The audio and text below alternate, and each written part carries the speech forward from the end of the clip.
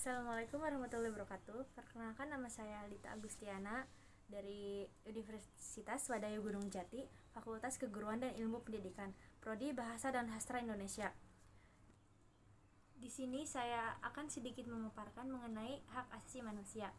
Hak asasi manusia ialah hak yang melekat pada manusia sebagai anugerah Tuhan yang wajib dihormati, dijunjung tinggi, dan dilindungi oleh negara, hukum, dan semua orang. Secara umum, HAM bersifat kodrati yang artinya HAM sudah menjadi kodrat manusia, serta hak asasi manusia bersifat universal yang artinya berlaku di seluruh dunia tanpa terkecuali. Selain itu, HAM juga bersifat langgeng yang artinya berlaku sejak di kandungan hingga meninggal dunia. Ada beberapa hak yang tidak dapat dikurangi, yang diantaranya ialah hak untuk hidup, hak untuk tidak disiksa, hak dalam kemerdekaan pikiran dan hati nurani, hak beragama, hak untuk tidak diperbudak, hak untuk diakui di hadapan hukum, serta hak untuk tidak dituntut dasar hukum yang berlaku surut. Baiklah, di sini saya akan sedikit mewawancarai seseorang mengenai permasalahan dalam kasus sate beracun yang terjadi di Yogyakarta, tepatnya pada hari Minggu tanggal 25 April 2021, yang dimana mengakibatkan seorang anak berusia 10 tahun meninggal dunia. Kasus tersebut dilakukan oleh seorang perempuan yang diduga karena motif sakit hati terdapat targetnya.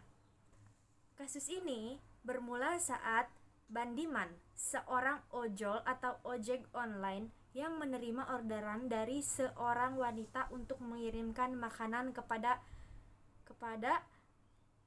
alamat di kasih.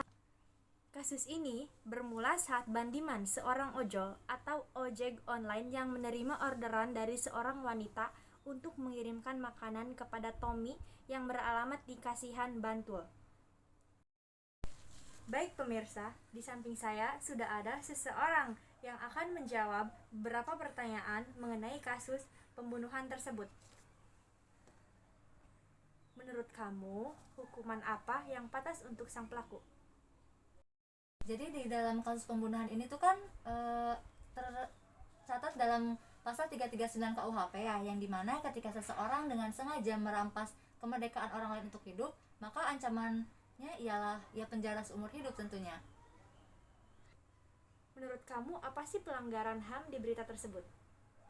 Ya tentu saja hak untuk hidup atau menjalankan kehidupannya, serta hak untuk tidak disiksa. Karena pada kasus ini ya, dia itu si pelakunya menaburkan sianida kepada makanan, yang dimana itu kan menyiksa dulu seseorang, maksudnya kayak targetnya, namun target tersebut melenceng.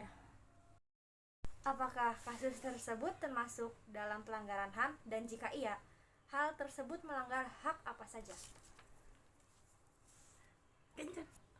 Iya, termasuk, karena membunuh atau menghilangkan nyawa seseorang termasuk ke dalam melanggar hak asasi manusia, yang dimana ia menghilangkan hak seseorang untuk hidup atau menjalankan kehidupannya, serta hak untuk tidak disiksa.